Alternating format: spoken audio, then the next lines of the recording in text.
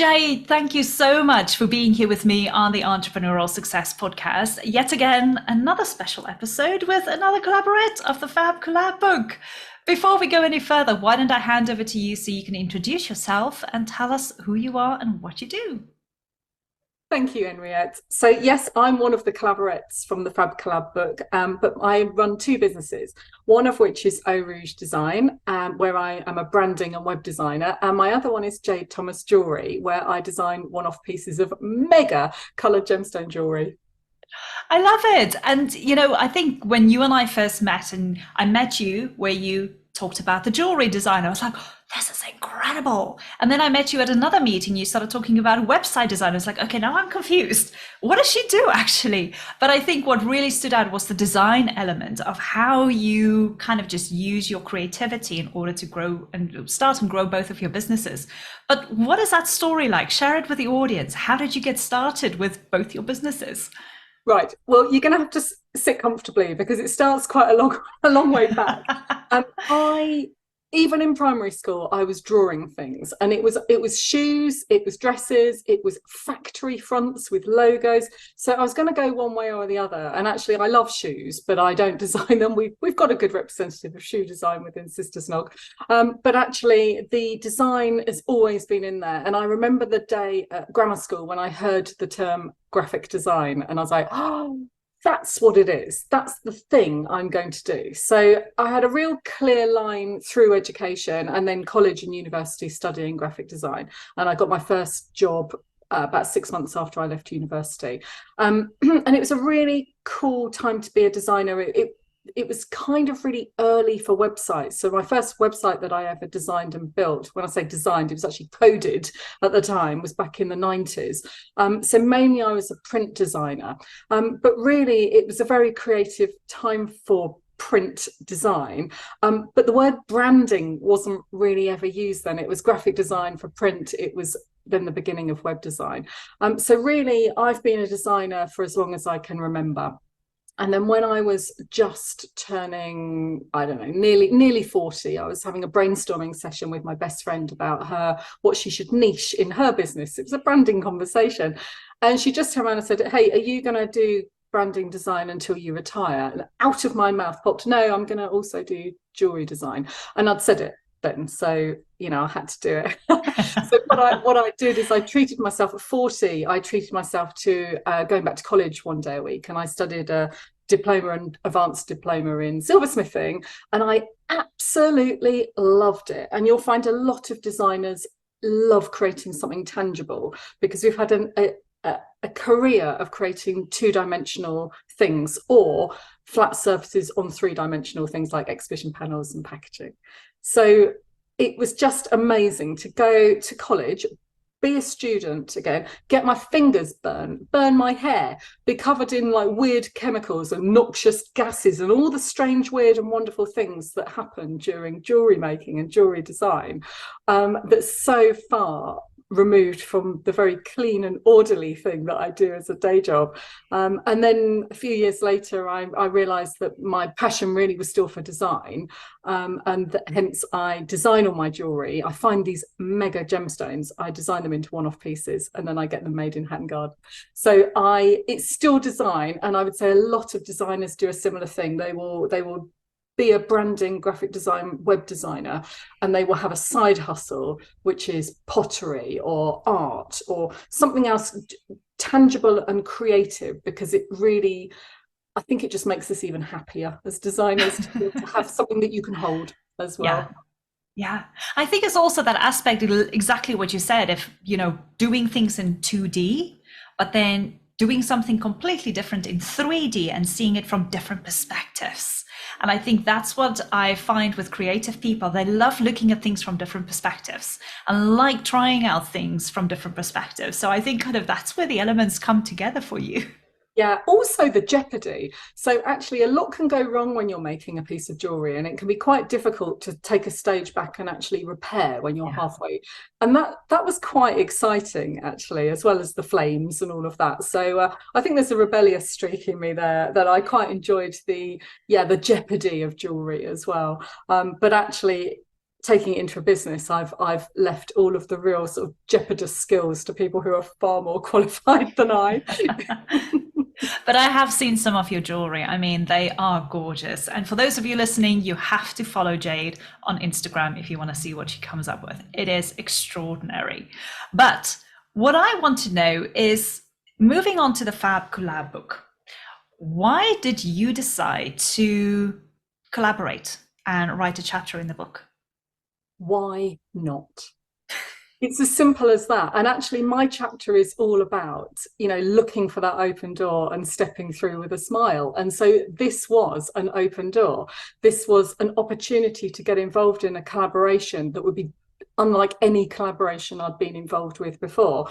And I don't feel like somebody that wants to write a book. I enjoy designing too much. I don't want to write about it. I don't want to teach about it. I want to do it. However, writing a chapter within a book that was about some of the successful collaborations that I've had through both of my businesses, I suddenly realized that I was going to really love doing that. And do you know what? What a journey, what a different journey. So it was a why not? Why not get involved? This is going to be fun. And as you know, I love joyful things, and it felt like it was going to be a real interesting journey for 2022, 2023. Yeah, absolutely. And like you said, your chapter in particular, it's called Spot an Open Door and Walk Through It with a Smile. And when I read that chapter, I was like, oh my gosh, this is so Jade. So Jade. Because every time I see you, you've just got this big smile. But I think also you've got this kind of energy of how you approach things. And this is kind of what made you firmly aware of, I'm just going to go and do this. I'm just looking for those opportunities and just tagging along and making things happen. And I think it speaks volumes, because I have come across a lot of people whereby they, gosh, oh, shouldn't I, or maybe I shouldn't, it's a little bit too much, I don't think I'm ready for it. Where you've got the opposite approach, you're like, let's just go for it, let's just do it and see what happens. Yeah, I think in my business, in my branding design business, I've used the phrase to myself a lot, which is, what is the worst that could happen? Yeah. I'm not a heart surgeon. Nobody dies because of me trying something. And obviously, when I do try new stuff in design, I will try it on a soft audience, or I'll try it for myself first. But actually, I think that evolving your business means peeking through some doors. And do you know what? If they're already open to you, just go through. What is the worst that could happen? And so I think I enjoy that kind of new challenge.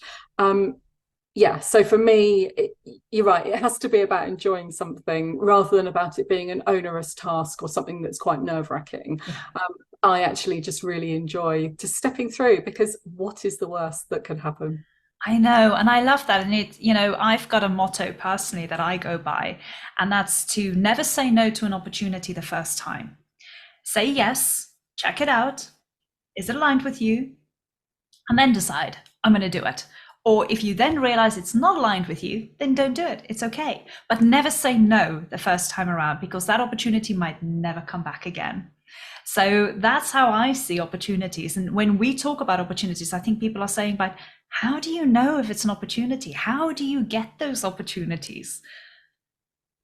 Well, I would say, and this is something that you've inspired me to do, and I've really coalesced in my own head what it means for me. And actually, that if you do exactly what you're saying there, which is to say yes and then have a think about it. If your brand values are clear, if you've got clarity over your business and your personal brand values, then sit with the idea for a while. Yes, you can always say no in the future if any red flags start like wiggling to you. But actually, you've got to look and go, hey, okay, is this going to help me? Is this going to further my business? Is this going to be joyful? Is this going to help my ideal client? Is this going to prove to be a massive learning curve for me? How am I going to help the other collaborators involved? What can I bring to the table? Do we fit? Are we? And an example I give is, if you offer your services to the luxury market, and actually you try and collaborate with somebody whose services are for the budget market, you might find that quite difficult to create a cohesive collaboration. with a book, it's slightly different because actually we didn't all have to fit in like a jigsaw. We all had different ways of coming at collaboration, but actually the more the merrier in that instance. So for me, I think it is about aligned brand values, and you need the clarity before you start of what your brand values are, which is tying nicely back to what a branding designer does, which helps people to actually really get clarity on the core essence of their business and how it needs to feel. Yeah, absolutely. And I think, for anybody who runs a business, clarity is that one thing we all seek, because we feel without that clarity, we can't make decisions. And we run the risk of making decisions, number one, that are not working for us, not aligned with us. And we're running the risk of taking a little bit longer in order to progress. I love that. Pointing towards yourself. Yeah. I mean, we all fell foul of that one, that's for sure. Yeah, and in different aspects of our businesses, I would say that generally you have a few different things that you are really strong at. It's your superpower, you instinctively know. And then other parts of the business where you can feel a bit jumbled, there are too many options. And we've talked about this before, where actually I think that I can be really strong with the clarity in certain elements of my business, and then others which might be to do with the future or goals, or stick finance on the word, and my clarity just sort of fades into this cloud of fog. And I think that clarity is a collaboration in a way, which is why it's really good to get experts in to try and help you to get there as quickly as possible. But it is, even they are a collaboration. Yeah, absolutely. And I mean, this is why I love having these interviews with all of the collaborators of the book, because everybody's got a different take of how collaboration has helped them personally and business-wise, not just business-wise. So can you give us a couple of examples of how collaboration have worked and helped for you with both your businesses? No. Okay, we'll just stop the recording. Yes, I can. Yeah. So, for example, one of the ones that I talk about in the book, which I really, really loved, was with my branding company. And this is where I describe me putting a dream team together. And what I did is I was creating the branding for a plant nurseries. And it was a really exciting project because I'd kind of put it out to the universe that I would love to work for a nursery or a garden centre. And then suddenly I get a call through a contact from another networking group saying, I'm going to put you in contact with somebody who's just inherited a plant nurseries. And I was like, oh my goodness, it's coming. This is brilliant. But actually the branding, I loved working on it. The clarity came through really quickly. The feels, the colours, the textures. It's just such a lovely industry to work for. But then when I was thinking about the things that they would need, which is signage, it's posters, it's uniforms, it's lots of different tangible elements, I needed a dream team to bring that together. And again, I looked at the brand values of different suppliers that would really work well together and get the brand, just understand it. And so when I'm putting a dream team together, I know loads of really talented brand photographers, but they've all got a little something different. And it's understanding the nuances and going, I know who's going to be perfect for this job. Let's see if they're free. And it's being able to say who's right for which recipe, which sugar is right for this cake, rather than just picking any sugar.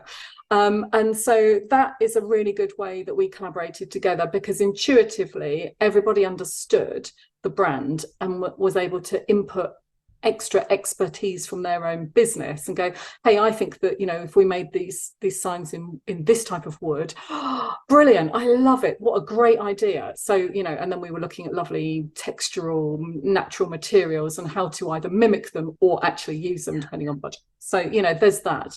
And then in other instances, I've been brought in as part of the dream team. So someone else is creating this solution provider, multi-service solution provider for their clients, and they need somebody in there to be about branding or print design or something like that. And then they've thought about it and brought me in.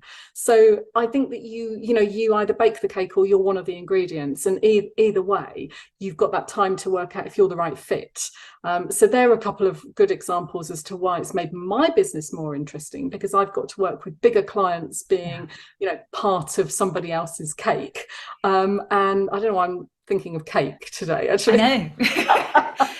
Because Anyway. maybe it was your birthday recently. Oh, well, that is true. Yeah. And so, yeah, I think that, collaboration and a couple of examples there have both furthered my business, whether it's me creating it or me being part of it. Yeah. And I think that's the beauty of what you just shared there is I think a lot of business owners are always going out there going, I need to bake a cake. I need to bake a cake. I need to bake a cake. But then you've got to think about getting all those ingredients together, make sure you've got all the tools in order to bake that cake. And sometimes that can be a very long process, especially if you don't have, there's that word again, clarity on what cake you need to bake. Where the easy route sometimes is to just collaborate and become an ingredient, whereby you can collaborate with other people in order to bake a cake. And I find that sometimes that is the easiest route. But then a lot of people complicate it for themselves and go like, where can I become an ingredient? Yeah. And there are tons of opportunities out there in order to be part of a collaboration. It's again, just like we said earlier on, find those open doors because they are everywhere. Yeah. And if you walk through one and it's a no, that's okay. Yeah. That's absolutely fine. Again, what's the worst that can happen? Yeah. Although I must admit, now you're talking about clarity and cake, I'm thinking of claret cake, like a claret cake. It feels like maybe a domain name I should buy. You know what? I think we're going to get everybody who's hearing this or watching this video getting freakishly hungry and craving cake. Yeah. But yeah, I think, this is my ethos on it, that it's quite intuitive. You get a sort of spidey sense for which projects you might like to be involved in. If you feel super excited about something, that's brilliant. Still check back in with yourself and your brand values. And it is easier for somebody who does branding professionally to really have a grasp of what they are, because you can suffer from shiny object syndrome and try and meld your brand values to fit the shiny new project, which can't be a bad thing sometimes if you're evolving, but ultimately it can send you off on a bit of a tangent. I think it's about intuitively going, I would love this. My ideal clients would love this, or would love the skills that I learned through doing this. It's, again, what is there to lose? Yeah, absolutely. One of the other things that you shared in your chapter, one of the tips at the end, which I absolutely love, and I want to bring this to light a little bit, is you said one of the things we need to do is celebrate each other's work. And I thought that really popped for me when I read your chapter, because when we talk about collaborations, yes, it's about spreading the task. Yes, it's about sharing, doing everything, having that balance together, doing the work together. But I also think individually for some of us, it's always about me. What am I doing? What can I get from this? But when I read what you said, it's about celebrating each other's work. And I thought that is so true. It's not about me. It's not about I. It's about everybody. Share with us a little bit your take on that. So I feel that when you collaborate, you get this fantastic opportunity to see how your co-collaborators work. You get a peek behind the curtain into the inner workings of their business. And that's brilliant, because if you can see how that works, you can recommend them. I mean, assuming it all goes really well, you can see how well they've worked, what they do, the extra touches they put in, the stuff that they do behind the scenes to make it brilliant. The hard work, the extra hours, the whatever it is that they're doing to take it above and beyond. And I think that when you get to see that, you really then can, even if they haven't been a client of yours or vice versa, oh my goodness, you can refer those people, you can recommend those people, you can celebrate the work that they do separately. But ultimately, if you've gathered together to create something brilliant, it is a celebration. I'm one of those people that uses that emoji with the star eyes a lot, because I think that everything, if it's worked out well, celebrate it. If it was an aspect that someone else in the collaboration created that actually was the special sauce, fantastic. How wonderful. It's a learning curve for you. You've got this new skill, you've seen it work, brilliant. But yeah, it's all about, if you come together as a team, then the celebration is of the team, and also the celebration helps you to understand how you've helped your ideal client, and to celebrate with them as well, because now they've got this fantastic one-stop shop to come for all of their issues. They're going to come to you as a group. So I think that the celebration is a key part of it. It gets the message out. I mean, you know, me with a loud hailer, or 15 of us authors with loud hailers, wow, you know, we saw the difference. Yeah. You know, if everybody stands back to back and celebrates, yeah, you know, that news spreads so much further and wider than you can on your own. So Yeah. and celebration is a part of the collaboration. It should be. It's the end of term disco. It's you know, it's that hard work reward that you've worked for. Yeah, absolutely. And I couldn't agree with it more because, you know, I think for a lot of us in business, just to come back to the business element, we're always so focused on doing, getting things done, that sometimes we do forget to celebrate ourselves, everything that we've achieved. But I think when you kind of put that together in a scale of collaboration, it's exactly that. You're not just doing, but you're all getting to a point where you can celebrate together and celebrating it and recognizing each other's input and work and what they are doing. I think, you know, there's just some kind of, how can I say, it forms like this camaraderie amongst each other, and you're just uplifting everybody. It's like I say, there's that good old saying about a rising tide lifts all boats. And that rising tide, that is the celebration, and that lifts everybody up at the same time. Definitely. And you know, that wave also gives energy to further opportunities as well. So it might not be that you all work together as a big group together, said together twice then. Anyway, that what I think is that you actually then spur off and go, hey, working with you was an absolute joy. But what I did think while we were doing that is that we should work on this together. Have you thought about that? I've got a new skill now, and I'm more confident about this other thing. You know, perhaps we could do this together. I've seen how you work. You've seen how I work. Why don't we form this other little thing? So it creates even more opportunities, or even if they're just ideas, they're just in there. You know, creative people love coming up with ideas. They don't all get done, but they, Yeah. you know, it definitely spurs you to look at things in a different light, to see other people's viewpoints. As I said in sort of various different presentations I do, great minds don't think alike. They, you know, actually the more things you bring to the table, the better the result. Absolutely. You don't end up down a rabbit hole. Yeah, no, I couldn't agree with that more. And one of the things that I share with people is like, when you do create your own collaborations, make sure that you bring different people with different skill sets to the table, not the same skill or strength as you have, but the same mindset. They need to have the same energy and the same mindset as you, but different skill sets, because there needs to be a balance anyway in a collaboration. So yeah, oh my gosh, I love having this conversation with you. I feel that, you know, we can talk about this forever, which seems to happen with all the collaborates. For those of you listening, obviously, if you want to get in touch with Jade, both her social media links for her web design and also for her jewelry design business will be in the show notes, including her websites. By all means, go and check it out. You're going to love, especially if you're a lady, you're going to love the jewelry. I promise you.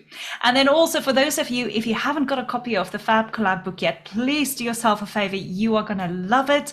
Grab a copy. The link is in the show notes. And if you already have a book and you had read a couple of chapters, feel free to leave us a review. We'd love to hear your feedback. So let us know what you think about it. But overall, Jade, I just wanted to thank you so much for your time, being here, sharing your story with us. I really appreciate it. And yeah, I appreciate you as a collaborator. Thank you very much. Thanks, Henriette. Me too. It was a pleasure working with you on what a fun project. I know. Couldn't agree more. Thank you so much. We'll be in touch.